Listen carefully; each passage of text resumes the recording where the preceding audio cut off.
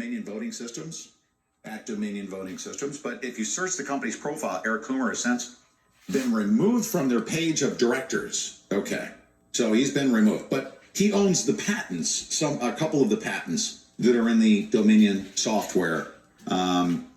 He does own those, and they're collateralized. By the way, we found that out this morning in this morning show by HBC/China Bank.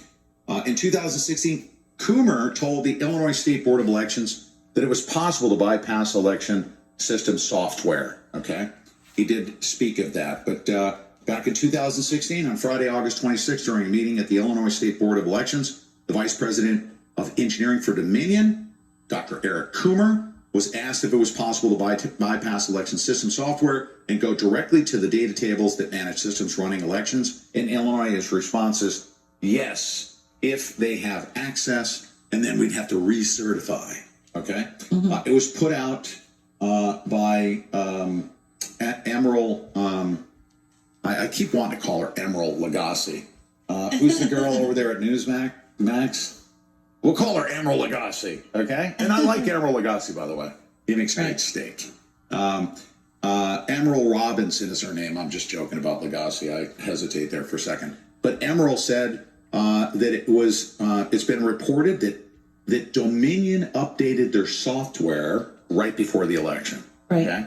That was confirmed. So Dr. Coomer's statement brings to light a very serious issue all voters should understand. Voting systems must be recertified each time they make changes to the hardware or software. Recertification is an expensive and time-consuming process. What Dr. Coomer told the board is that Dominion does not go back for recertification of software when threats of their code are discovered. Rather, they rely on post-election audits and providing advice to election jurisdictions about security. I have reviewed all the recertification documents produced by Dominion, and I do not recall any software adjustments for security purposes.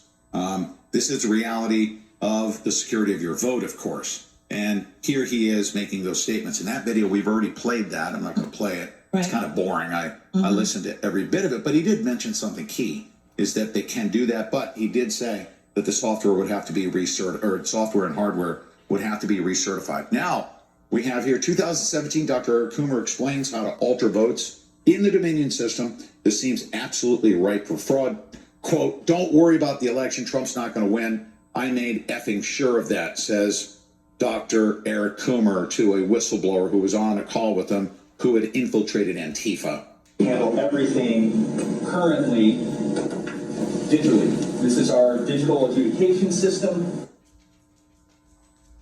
If you have multiple ICCs, ImageCast Centrals running, they all write the data to a network drop location, and you can have multiple adjudication stations for multiple teams to handle the outstack ballots. This is a typical voter intent issue where they didn't fill out the ovals completely, they just made little tick marks. It's what's called an ambiguous mark.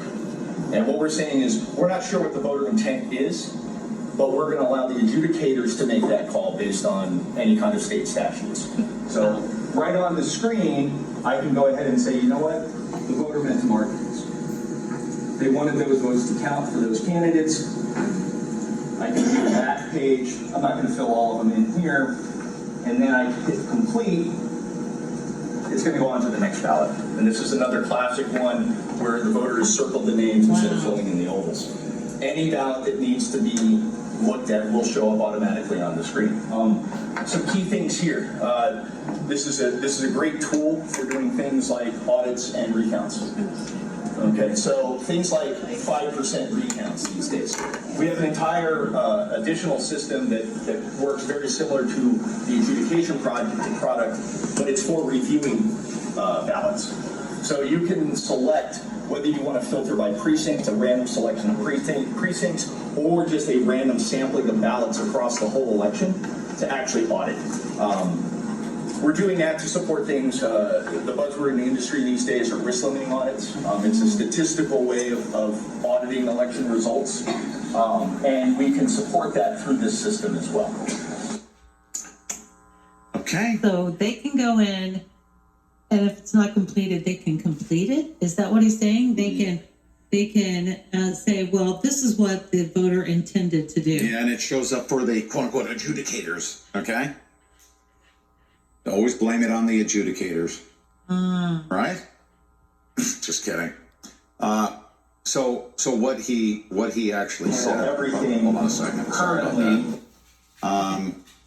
So this is a huge thing. Let's listen to this. Here is a video on Rumble. Let me see if it's the same Handle one. everything currently digitally. This is our digital Same thing. adjudication system. If you have multiple ICC. Isn't it terrible? I mean, we have to literally upload to multiple platforms because of scumbag leftists on YouTube that delete stuff like this. They don't like us putting stuff out. The CIA runs the back end of Google and YouTube, by the way. Oh, they do. Incredible what he just said. They do. It is incredible. Yeah. Yeah. It's incredible, and that's breaking news. Now we have a lot of breaking news here that we'll cover, but another one comes out of Michigan, and don't worry about this. Okay, don't get discouraged because of what you're going to hear in about 15 minutes from Patrick Byrne. 1 hour before fake Republican Jeff Timmer demanded certification of the Michigan vote, he tweeted, "Merry effing Christmas, Melania Trump." Okay. 100% fed up, wrote, "I worked as a poll challenger in Detroit and left feeling like I was living in a third world country. The chaos, the shouting, the badgering, threatening, bullying, intimidating of anyone identified as a member of the other team, Republicans, was off the charts. I walked away feeling like the America I love is being stolen by an evil win-at-all-cost ideology." The video below is just one example of how the paid Wayne County election workers, Democrat poll challengers, and Democrat operatives cheered after they managed to get another GOP poll challenger or attorney working for the GOP removed from the room. Do you remember that? Mm-hmm. Yes.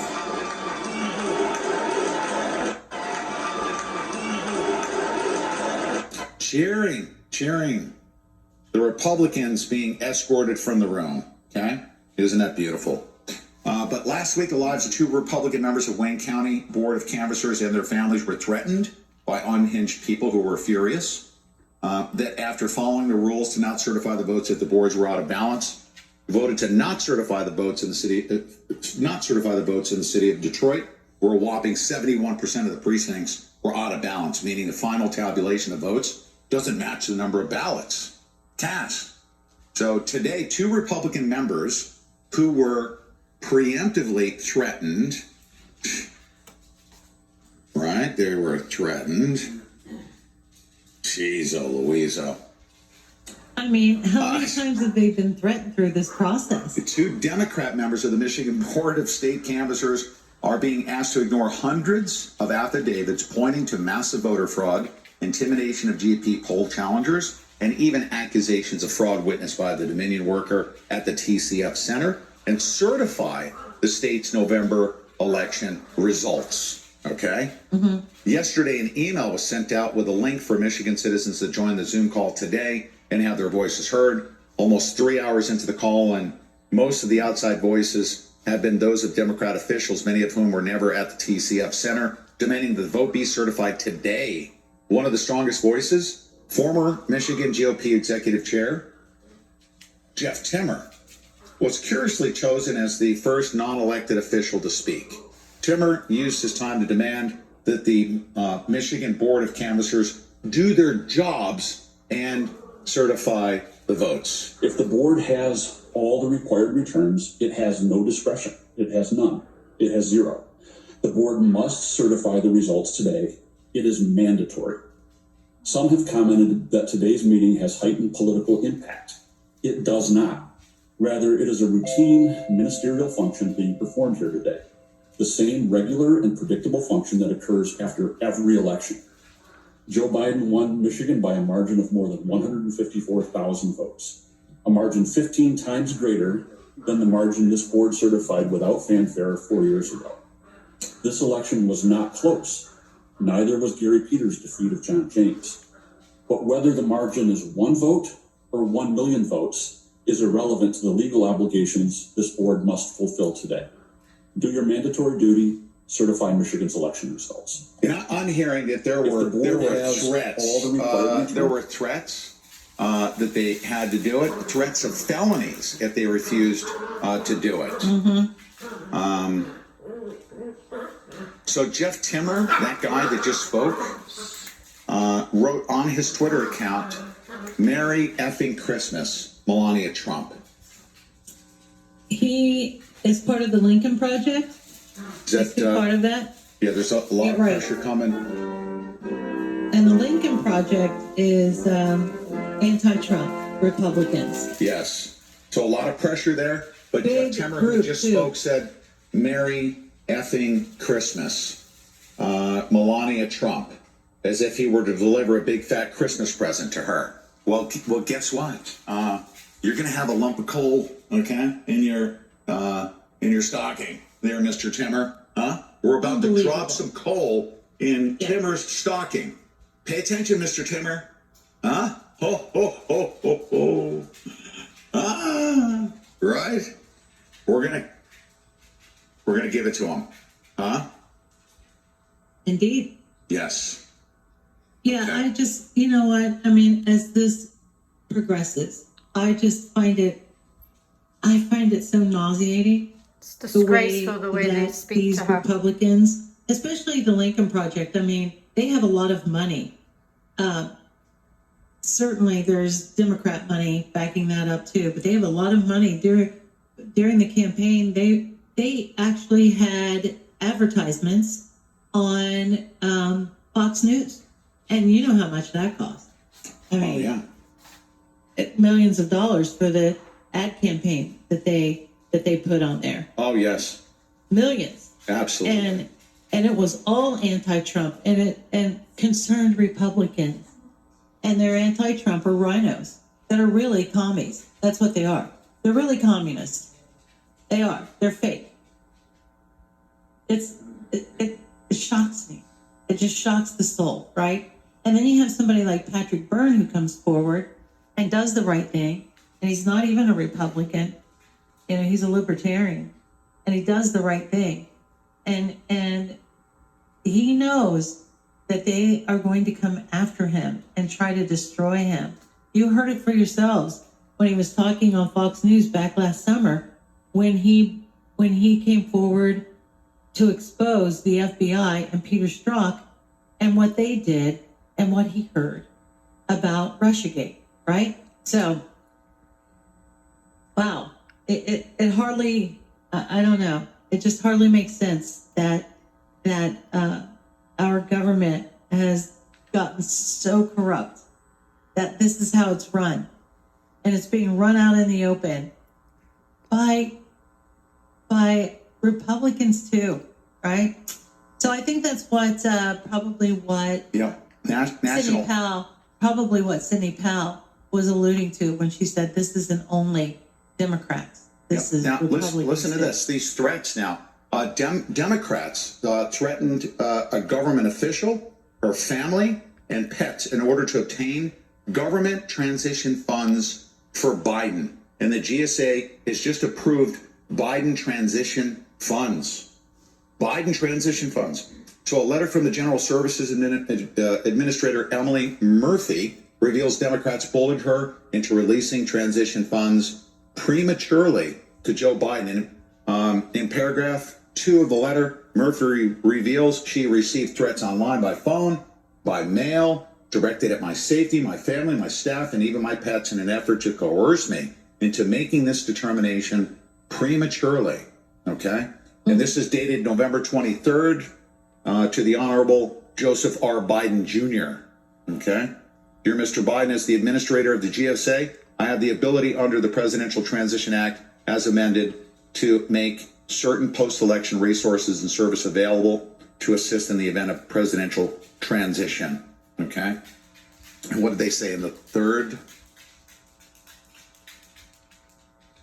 They Paragraph threatened 2 her. of the letter. Paragraph 2. I've decided much of my adult life to public service, and I have dedicated much of my adult life to public service, and I've always strived to do what is right. Please know that I came to my decision independently based on the law and available facts. Okay. And I need to do something here. There we go. Based on the law and available facts.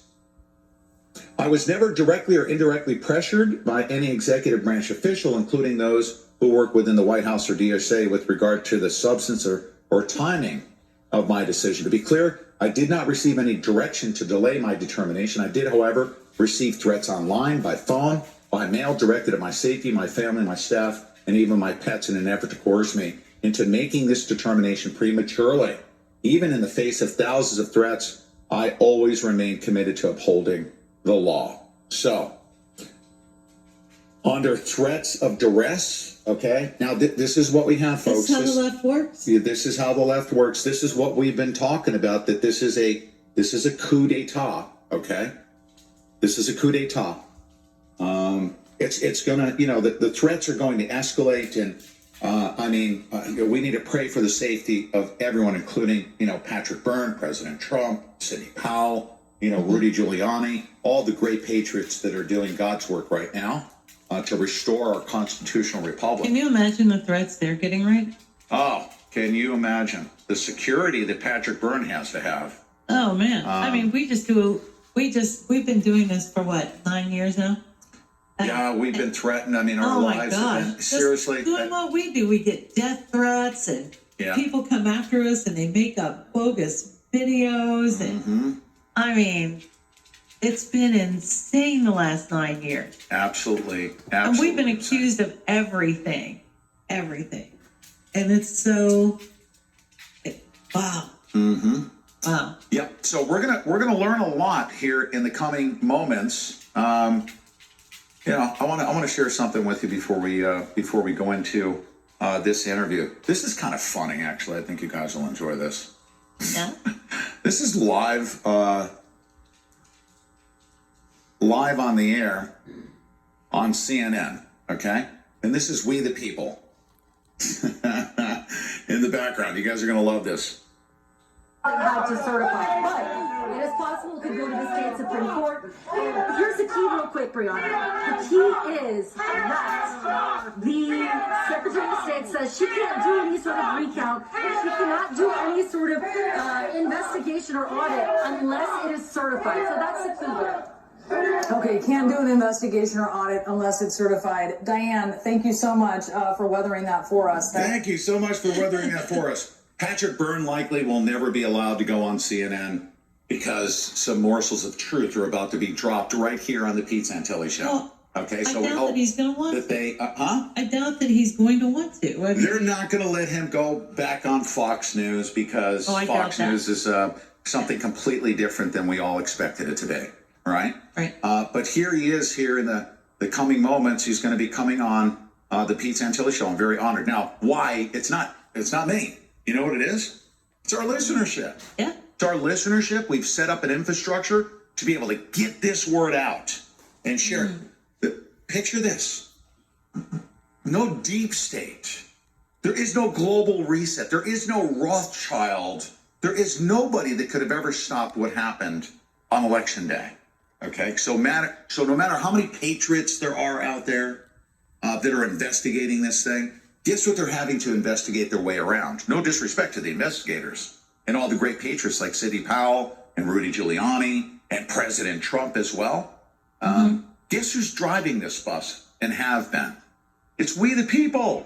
Yeah. And I know Patrick Byrne is enjoying the fruits of his labor, seeing the freedoms that we have to go in overwhelming numbers to go vote for our candidate. It could have been Democrat or Republican. You're going to hear him. He's really almost bipartisan. He's an American. He's an American patriot, and he wants to protect the votes of all American citizens. And he's going to be joining me in just a few minutes. Stay tuned. Make sure that if you're just dropping in right now, you click that thumbs up button. You click that like button. You click the bell and make sure that you activate. This is on YouTube. We need to push past the algorithm. Push past the algorithm. Why? I'm going to tell you something. The information that we're about to convey right here is probably the most important information we've ever broadcast right here on the Pete Santilli Show. I'm very honored to have Patrick Byrne on, and I'm honored that each and every one of you are tuned in and you trust us with the free flow of information, our rights to freely assemble, and you supporting us like crazy. If you like what we do, need your support over at DLive, right? If you're at DLive, eVault, PayPal were funded by we the people. We'll be right back with Patrick Byrne right after this. Yeah.